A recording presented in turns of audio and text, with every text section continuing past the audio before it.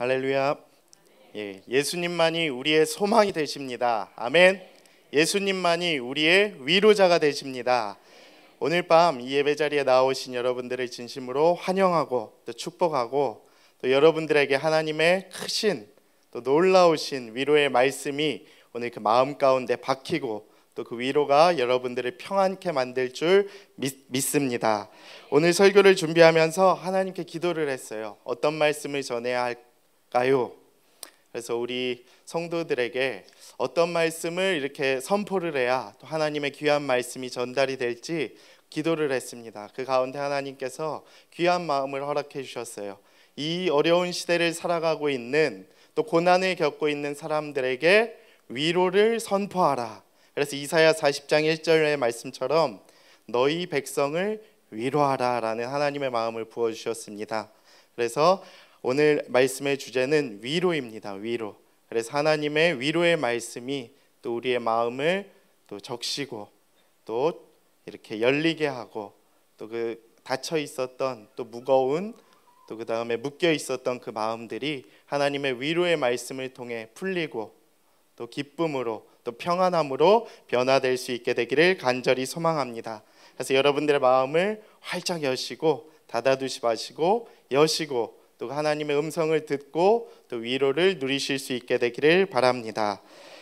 말씀드린 대로 오늘의 말씀의 주제는 위로입니다. 고린도후서 1장에서는 하나님의 위로의 말씀을 전파하고 있습니다. 사도 바울이 고린도 교회에 그 어려워진 그 고린도 교회 상황을 두고 내가 너희에게 이러한 하나님의 위로의 말씀을 전하노라 라고 하고, 위로의 말씀을 전하고 있는 것이 고린도후서 1장의 배경입니다. 위로란 무슨 뜻인가요? 따뜻한 말이나 행동으로 괴로움을 덜어주거나 슬픔을 달래주는 것을 위로라고 합니다. 즉, 위로를 받는다는 것은 그 사람이 어떤 상황이라는 겁니까? 슬픔을 당했거나 괴로움 가운데 있는 상황이라는 것입니다. 여러분들은 언제 괴롭고 슬프십니까? 혹시 오늘도 많은 괴로움과 또 세상에 많은 짐들을 갖고 이 자리에 나와 계시진 않습니까? 그러한 여러분들에게 오늘 이 말씀이 귀한 하나님의 위로가 되기를 간절히 소망합니다.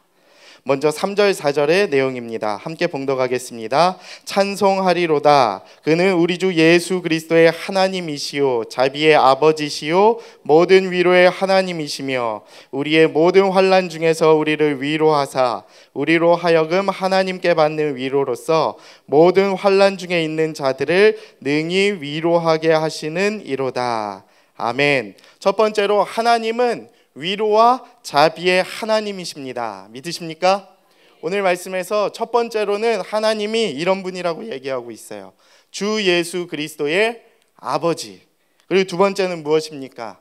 자비의 아버지. 그 다음 세 번째로는 모든 환난 가운데 있는 우리를 능히 위로해 주실 수 있는 분이다 라고 얘기를 하고 있습니다. 이것은 하나님의 특징, 하나님의 속성, 정체성을 이야기하고 있는 것이죠.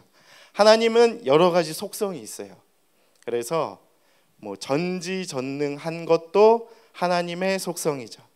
그리고 우리의 구주 되신 예수 그리스도의 아버지 되심도 하나님의 속성입니다.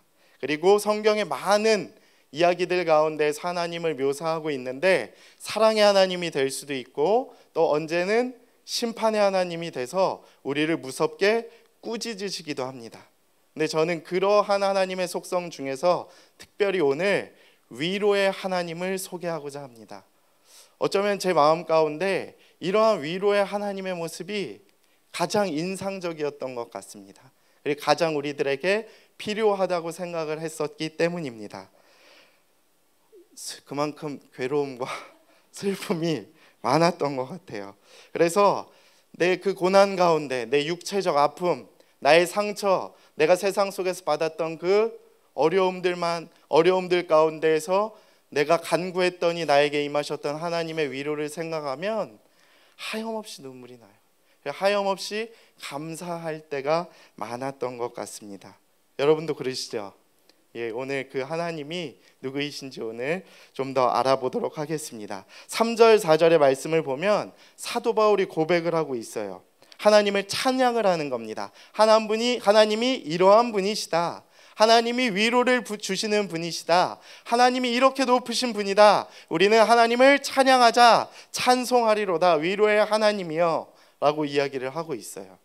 그래서 바울이 되게 충만한 것처럼 보입니다. 하나님의 사랑을 가득 입었던 사람으로 보입니다. 근데 후반부에 등장하는 8절에서의 모습을 보면 그렇지도 않아요. 사도 바울은 어떠한 상황을 겪었습니까? 8절에 보면 우리가 아시아에서 당한 환난, 그 선교 여행 중에 겪었던 환난을 소개하는 겁니다. 그래서 힘에 겹도록 심한 고난을 당하여 내가 죽음까지도 각오했었다라고 이야기를 합니다. 사도 바울은 하나님을 찬송할 만한 상황이 아니었었어요. 근데 그럼에도 불구하고 하나님을 고백했다라는 것은 하나님의 놀라운 위로가 그의 가운데 있었다라는 것을 이야기하고 있습니다. 근데 그것이 무엇이냐 하면 고난 가운데에서도 우리의 고난을 잊지 아니하시고 살 소망까지 꺾여서 죽어버리려고 했던 그 사람의 절망 가운데에서도 하나님은 우리를 위로하시는 분이시다라는 것을 말씀하고 계시는 것입니다.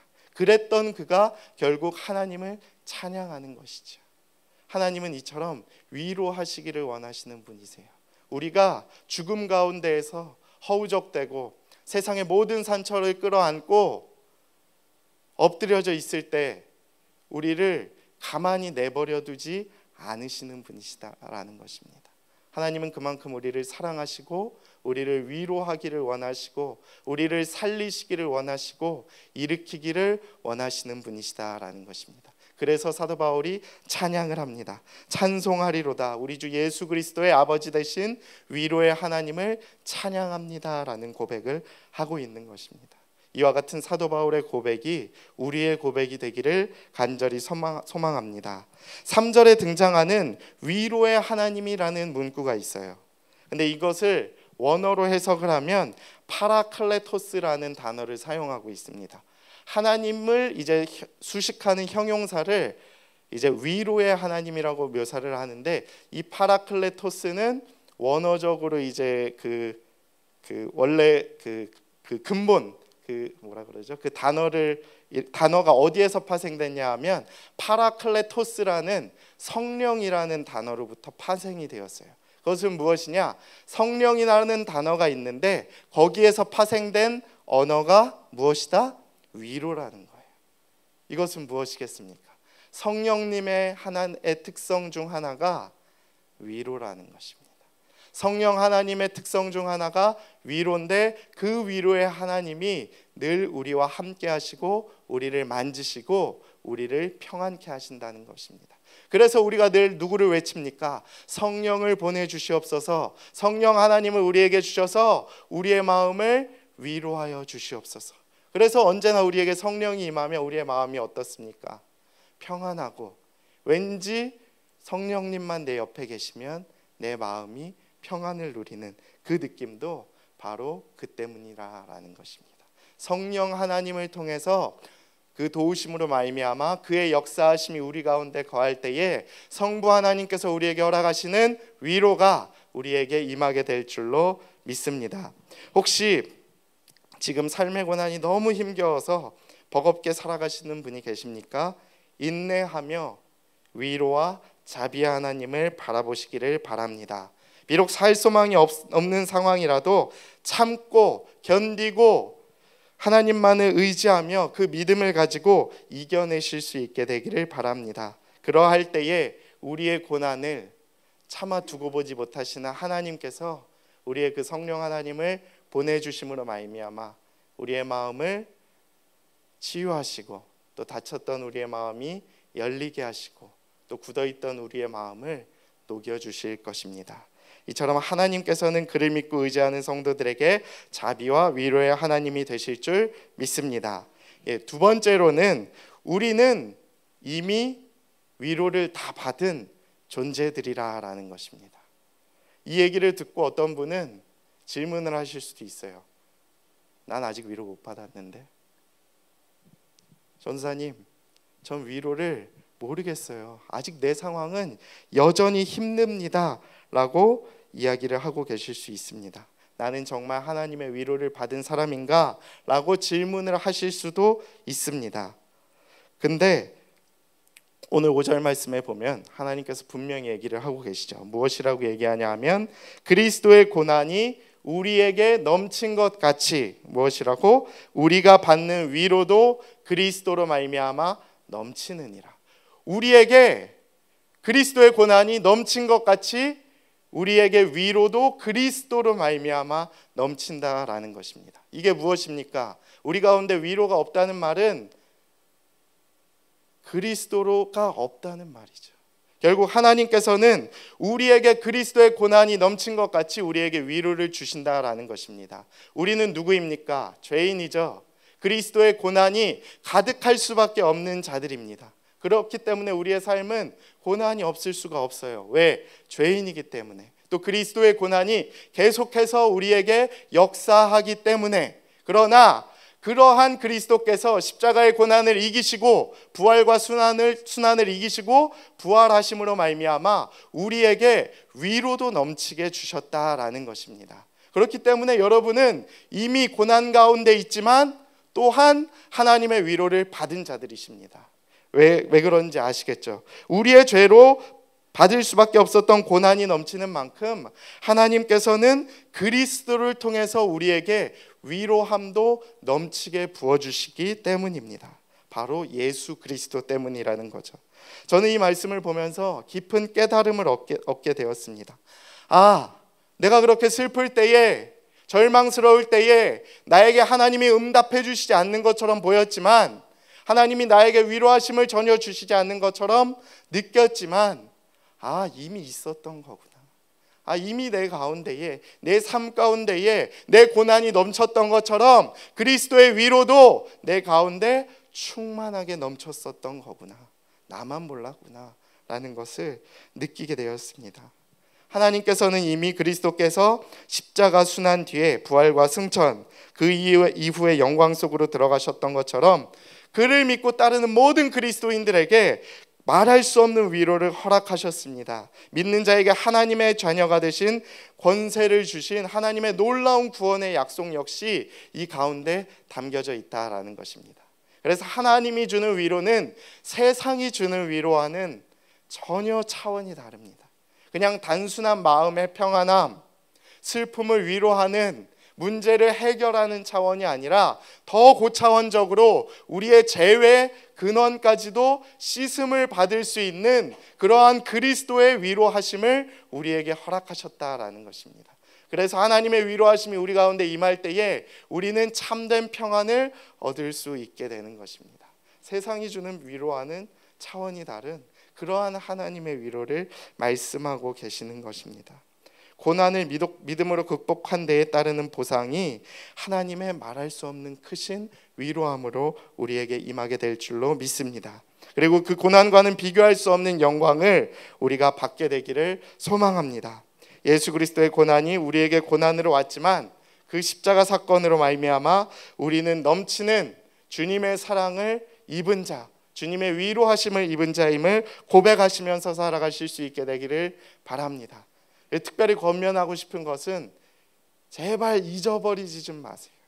우리는 이미 위로함 받은 자입니다. 그러니까 잊어버리지 말고 매일 날마다 십자가 앞에 나아가서 그 위로를 경험하실 수 있게 되기를 원합니다. 십자가 앞에 나아가서 우리의 죄의 고난을 다 털어버리고 하나님께 고백할 때에 하나님께서 허락하시는 그 그리스도의 위로가 그 고난만큼, 그 고난의 이상만큼 우리에게 임하게 될 줄로 믿습니다. 매일매일 기억하시면서 그 위로를 경험하시면서 살아가실 수 있는 우리 여러분들이 되기를 간절히 소망합니다.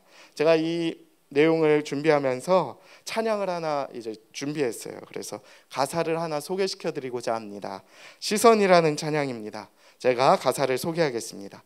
내게로부터 눈을 들어 주를 보기 시작할 때 주의 일을 보겠네. 내 작은 마음 돌이키사 하늘의 꿈을 꾸게 하네. 주님을 볼 때. 모든 시선을 주님께 드리고 살아있는 하나님을 느낄 때에 내 삶은 주의 역사가 되고 하나님이 일하기 시작하네 라는 가사의 내용입니다. 이 가사의 내용과 같이 우리가 주님을 바라볼 때에 주님의 일이, 주님의 위로하심이 우리 가운데 시작될 줄로 믿습니다.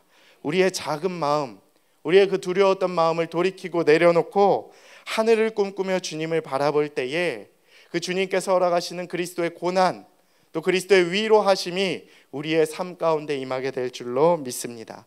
그리고 우리의 모든 시선과 온 마음을 온전히 하나님 앞에 집중할 때에 하나님의 살아계심을 우리가 경험하고 우리의 삶이 주의 역사가 되고 또 하나님이 우리의 삶을 만지시고 또 우리의 삶을 터치하시고 또 우리의 삶을 위로함으로 또 이끄게 되실 줄 믿습니다. 성령 하나님께서 주시는 그 충만한 그 위로의 하나님의 능력이 우리의 마음을 평안함을 뛰어넘어서 그 죄를 뛰어넘는 그 놀라운 부활의 영광의 능력으로 우리의 삶 가운데 임하게 되기를 간절히 축복합니다.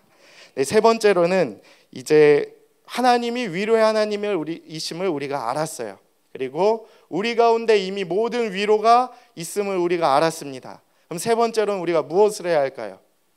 오늘 말씀에 근거해서 하나님이 우리의 위로의 하나님이시고 우리에게 위로를 주시는 분이시고 우리에게 이미 위로가 가득하다는 것을 우리 믿는 자들이 이미 알았으면 우린 무엇을 해야 할까요? 예, 맞습니다. 선교의 원리와 동일하죠.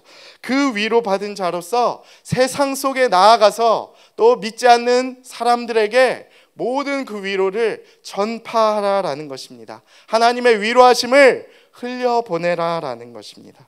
오늘 본문 4절 말씀에 보면 다음과 같이 나옵니다. 온갖 환난 가운데에서 우리를 위로하여 주시는 분은 하나님이시다라고 나오고요. 그 다음에 이제 표준 세번역에 의하면 따라서 우리가 하나님께 받는 그 위로로 말미암아 우리도 온갖 환난을 당하는 사람들을 무엇할 수 있다라고 합니까? 위로할 수 있다라고 이야기를 하고 있습니다. 즉 하나님은 온갖 환난에 있는 우리들을 위로하실 수 있는 분이에요. 여기까지는 이 명제가 맞습니다. 근데 그 뒤에 구절에 보면 따라서 그 위로로 말미암아 우리는 환난 당하는 사람을 위로할 수 있다라고 해요. 저는 그래서 여기에서 좀 의문이 생겼어요. 하나님이 우리를 위로하시는 분이시라는 것은 인정해요.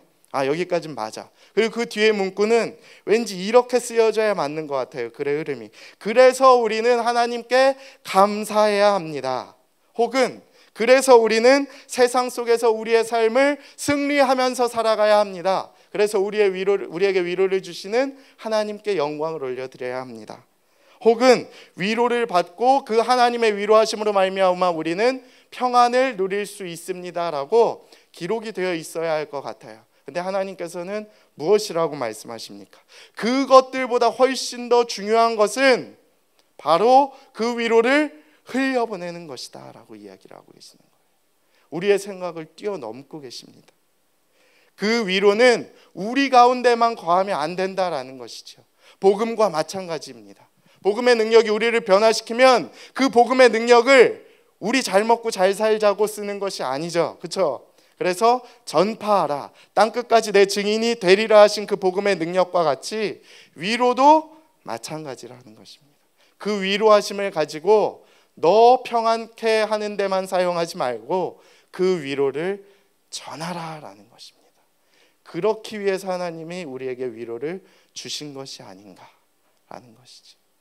위로는 내가 위로함 받으려고 위로를 허락하시는 것이 아니라는 것입니다. 물론 그것도 맞죠. 근데 하나님의 계획은 더 크다라는 것이에요. 내가 그 위로함을 받을 때 하나님이 왜 이런 위로를 주셨을까? 더 놀라운 계획이 있다라는 것입니다. 이 위로는 내가 너에게 주는 위로지만 이 위로를 통해서 너는 이 위로를 가지고 가서 온갖 환난을 당하는 자들을 나의 이름으로 나의 위로함으로 위로하라라는 것입니다. 얼마나 놀라운 하나님의 진리의 말씀입니까? 하나님이 제게 작년에 육체적 고통을 주셨을 때 질문을 많이 던졌죠. 왜 이런 고통을 나에게 주십니까? 위로함을 허락하여 주시옵소서. 내 하나님이 진짜 살려주셨어요. 그리고 위로해 주셨어요. 그래서 기뻤죠. 근데 그 기쁨이 거기서 끝나는 걸 원하지 않으시는 거예요. 너 가서 네가 겪었던 그 환난을 겪고 있는 성도들에게 가서 내 이름으로 하나님의 위로하심을 똑같이 전해라 라고 이야기를 하고 계시는 것입니다. 그러할 때에 그 위로가 전달이 될 것이다. 고난을 당해본 자가 그 고난 당하는 자를 위로할 수 있듯이 너의 그 환난이 그 환난 당하는 자들에게 하나님의 위로가 될 것이다 라는 말씀을 주셨습니다. 바울이 자신의 경험이 어떻게 고린도 지체들에게 위로하고 격려하는 데 쓰임 받았는지 말을 해주고 있지 않습니까? 그래서 하나님은 고난 가운데 있었던 바울에게도 동일하게 얘기하고 계십니다. 그 아시아에서 당한 환난, 그 고난 내가 준 것이다.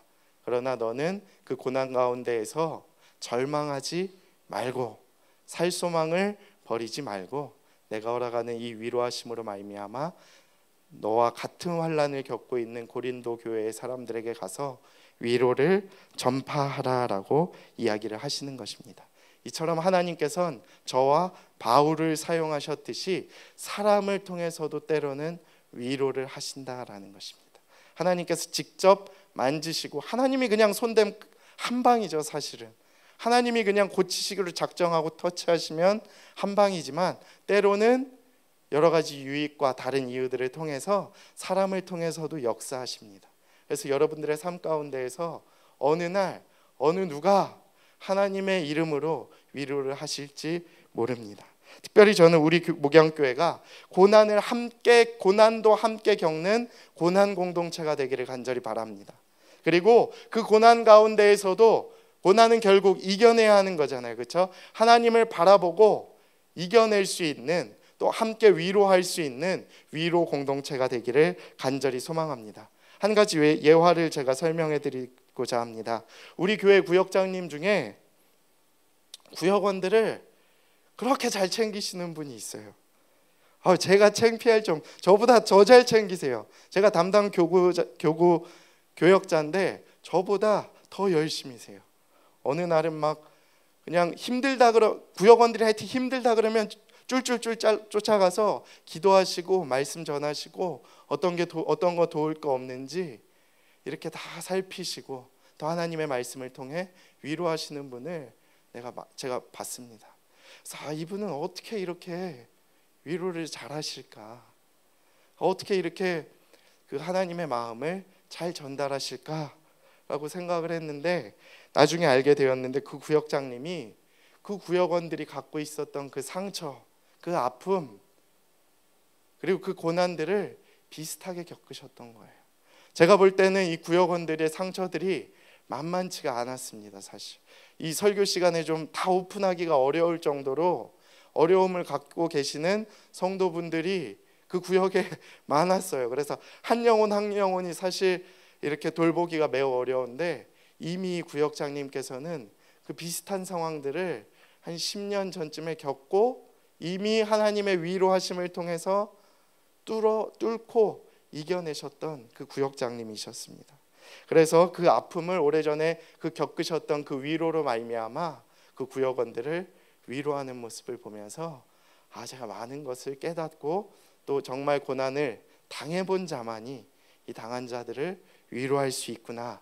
하나님의 위로하심도 마찬가지구나라는 것을 깨닫게 되었습니다. 하나님의 위로하심을 경험해본 자만이 온갖 환난을 당하는 자들을 위로할 수 있겠구나라는 것을 느끼게 되었던 것이죠.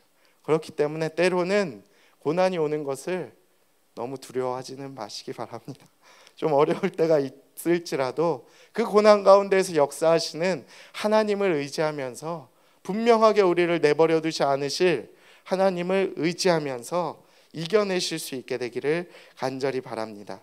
그래서 그 아픔을 이겨내시고 또 그 하나님의 위로로 말미암아 여러분들의 그 신앙의 지경이 더 넓어지고 또 그 신앙의 성장이 더 이렇게 자랄 수 있게 되기를 간절히 바랍니다. 이렇듯이 하나님의 위로는 다른 사람에게 전달될 때에 더 크게 역사될 줄로 믿습니다. 그리스도의 고난이 우리에게만 머물러 있다면, 또 그 고난의 위로하심이 우리에게만 머물러 있다면 얼마나 그 그리스도의 죽음이, 또 그 부활의 소망이 정말 아쉬운 복음에 그치겠습니까?